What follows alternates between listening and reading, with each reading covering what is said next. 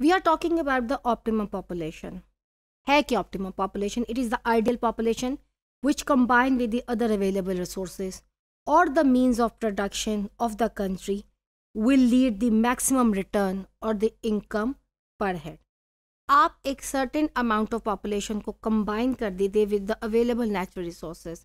optimum population इस बात पे यकीन रखती है कि वो population make sure करेगी best production आपको देगी आपकी country को।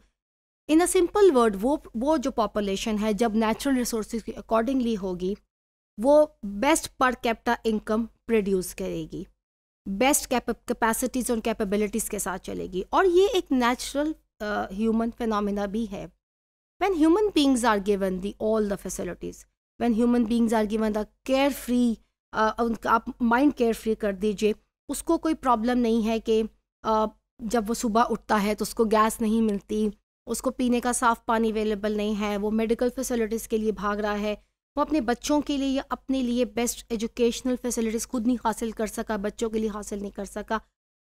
उसके पास इतनी ज़्यादा पॉपुलेशन है कि इतनी ज़्यादा डिमांड एंड सप्लाई का मसला है मार्केट के अंदर कि जॉब अपॉर्चुनिटीज़ जो है वो बड़ी लिमिटेड है। हाउ डू यू एक्सपेक्ट कि वो बेस्ट प्रोड्यूस कर सकेगा अपनी सोसाइटी और अपनी कंट्री के लिए? No, we cannot expect it. This is a very common phenomena. तो ऑप्टिमम पॉपुलेशन कहती है कि कंबाइन कर दीजिए नेचुरल रिसोर्सेज को अपनी पॉपुलेशन के साथ, मींस ऑफ प्रोडक्शन के साथ, और ये वो पॉपुलेशन होगी फिर आपको रिटर्न देगी। जब आप किसी पे बहुत ज़्यादा तवज्जो देंगे तो ऑब्वियसली जो आपको वहाँ से रिटर्न मिलेगा, आपको वहाँ से रिटर्न नहीं मिलेगा जहाँ पे आपने तवज्जो कम दी हुई है। Optimum population theory according to the doctor Cannan, it has direct relationship between resources of the country and population of the country. जैसा कि मैंने आपको बताया कि available resources of the country और पॉपुलेशन ऑफ द कंट्री के साथ इसका एक बड़ा गहरा और डायरेक्ट ताल्लुक होगा।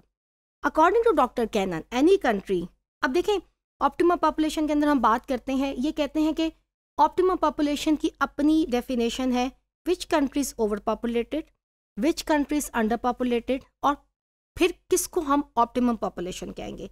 अकॉर्डिंग टू डॉक्टर कैनन, कोई भी country, it can be overpopulated, कोई भी country can be underpopulated, and then कोई भी कंट्री को हम कह सकते हैं कि वो ऑप्टिमम पॉपुलेशन के साथ एग्जिस्ट करती है। अब देखते हैं कि ओवर पॉपुलेटेड जो ऑप्टिमम थ्योरी के लोग हैं वो कहते हैं उनके हिसाब से ओवर पॉपुलेटेड कौन सी कंट्री है। If there is a period of time the per capita income of the country begin to fall, the country set to be overpopulated. उनके हिसाब से ऑप्टिमम पॉपुलेशन की थ्योरी के ऊपर बिलीव करने वाले, उसको एज्यूम करने वाले कहते हैं आपकी पर कैपिटा इनकम, पर पर्सन इनकम कम हो रही है। फॉर एग्जांपल, आपकी नेबरिंग कंट्री के अंडर एक आदमी एवरेज रोज़ का $10 US, most of the time जो पर कैपिटा इनकम है इसकी ये एक इम्पॉर्टेंट इंडिकेटर है इकोनॉमिक्स के अंदर। ये एक सोशल एंड इकोनॉमिक इंडिकेटर है। हम मैयर करते हैं डेली बेस पे भी हम देख सकते हैं कि एवरेज एक आदमी डेली क्या बनाता है, मंथली बेस पे दे सकते हैं, एनुअल बेस पे भी देख सकते हैं, और इसमें बड़ा आपको विजिबल डिफरेंस नज़र आएगा। डेवलपिंग कंट्रीज़ के लोगों की पर कैपिटा इनकम कम है, अंडर डेवलप्ड की और कम है, चाहे आप डेली की बात कर लें, और डेवलप्ड कंट्रीज़ की जो है वो यकीनन ज़्यादा है। पाकिस्तान के पर्सपेक्टिव में जो आपकी पर कैपिटा इनकम है वो इतनी डिज़ायरेबल जो है वो नहीं है, और यहाँ पे अभी भी हमारी जो आवाम है, अगर डेली USD डॉलर्स की बात की जाए तो 1 से 2 या 2 से $3 मैक्सिमम डेली हमारे लोग यहाँ पे बना रहे हैं, और एक सर्टेन हमारी जो पॉपुलेशन लाइन है पॉवर्टी के नीचे ज़िंदगी जो है वो गुजार रही है। तो ओवर पॉपुलेशन की मैं आपसे बात कर रही थी, तो अगर आपकी कंट्री की पर कैपिटा इनकम कम है, इसका मतलब है कि नेचुरल रिसोर्सेज के साथ पर कैपिटा इनकम कब कम होती है? जब आपके पास you do not have the opportunity, आपके पास कोई अपॉर्चुनिटी नहीं है जॉब की, आप या तो अंडर एम्प्लॉयड है या आप अनएम्प्लॉयड है, ठीक है। तो इसका साफ मतलब है कि आपकी कंट्री ओवर पॉपुलेशन का शिकार है। कोई और तीसरी सूरत इसमें नहीं आपको नज़र आ रही।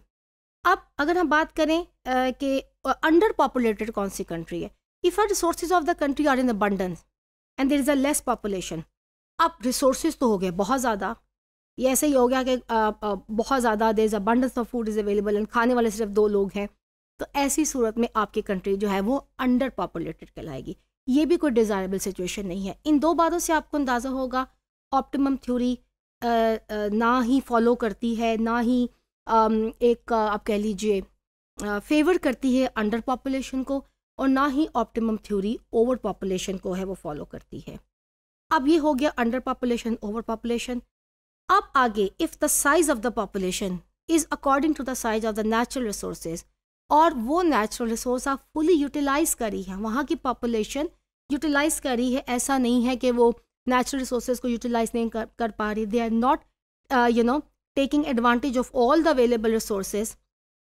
तो जब पॉपुलेशन की हमारी population as per the size of the population as per the natural resources होगा, और वहाँ की आवाम, वहाँ के लोग उन नेचुरल रिसोर्सेज को फुली यूटिलाइज कर रहे हैं, उस पॉपुलेशन को हम ऑप्टिमम पॉपुलेशन कहेंगे। Optimum population is the certain size of population which can operate natural resources, certain size of capital instrument and given social organization. It take the best advantage and produce the largest per capita income of consumer good possible under the given circumstances. Living standard बेहतरीन आपको लोगों को वहाँ पे मिलेगा, बेहतरीन पर capita income आपको मिलेगी। ऑप्टिमम पॉपुलेशन बेस्ट एडवांटेज लेगी अपने नेचुरल रिसोर्सेज का और अपनी कंट्री को तरक्की की राह पर गामजन करेगी। The optimal world population has been estimated by few authors, including Paul R. Ehrlich, and he was an American biologist best known for his prediction of consequences of population and limited resources. दुनिया में optimal world population को कुछ आपके authors ने बयान भी किया है, जिसमें आपके Paul R. भी शामिल हैं। Basically वो एक biologist थे। Students, not necessarily that because population studies का जो सब्जेक्ट है ये एक डायनेमिक सब्जेक्ट है। अगर आप देखें जिसके ऊपर जिन ऑथर्स ने इनके ऊपर बात की है, जिन मुहक्किकीन ने इसके ऊपर बात की है, जिन राइटर्स ने इसके ऊपर बात, not necessarily they all were from the social sciences और दे ऑल फ्रॉम द उनका ताल्लुक जो था वो एंथ्रोपोलॉजी ऐसे ऐसे सब्जेक्ट के साथ था। आपको मैथमेटिशियंस मिलेंगे, आपका जो मैल्थस था जिसने एक अर्थमेटिक प्रोग्रेशन और जियोमेट्रिकल प्रोग्रेशन के ऊपर बात की थी, ही वॉज अ मैथमेटिशियन। उन्होंने इतनी फेमस आपको थ्योरी दे दी पॉपुलेशन के ऊपर। इसी तरह से पॉल जो थे ये अमेरिकन बायोलॉजिस्ट थे और इन्होंने प्रिडिक्शन की थी कॉन्सिक्वेंसेस ऑफ पॉपुलेशन और लिमिटेड रिसोर्सेज पे, और ये द ऑप्टिमल वर्ल्ड पॉपुलेशन को एस्टिमेट भी इन्होंने किया था। Given the fact the optimum world population estimate, जब हम इसका एस्टिमेट करते हैं कि कैसे हम एस्टिमेट कर सकते हैं, it include decent health and resources to everyone. Let's have an estimation of the optimum population. कैसे हम इसको estimate करेंगे? As per Paul, जिसके पास एक ज़बरदस्त हेल्थ फैसिलिटीज़ हैं, resources everyone, सब लोगों के पास, people have basic right to live, life to enjoy the basic necessities of the life, right to right to speech, अपने फंडामेंटल राइट्स के ऊपर लोग जो उसको फॉलो कर रहे हैं।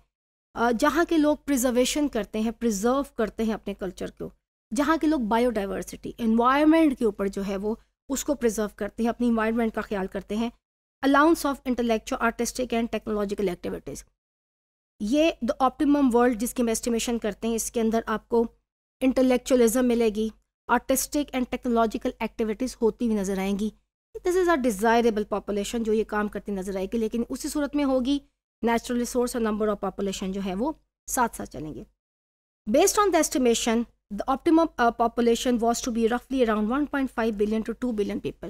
ये तो बड़ी क्योंकि डिज़ायरेबल सिचुएशन की बात होगी ना, कि सब कुछ है लोगों के पास, तो ऐसे लोग फिर दुनिया में 1.5 बिलियन से 2 बिलियन के दरमियान ही आपको नज़र आएंगे 7 बिलियन के बाद में।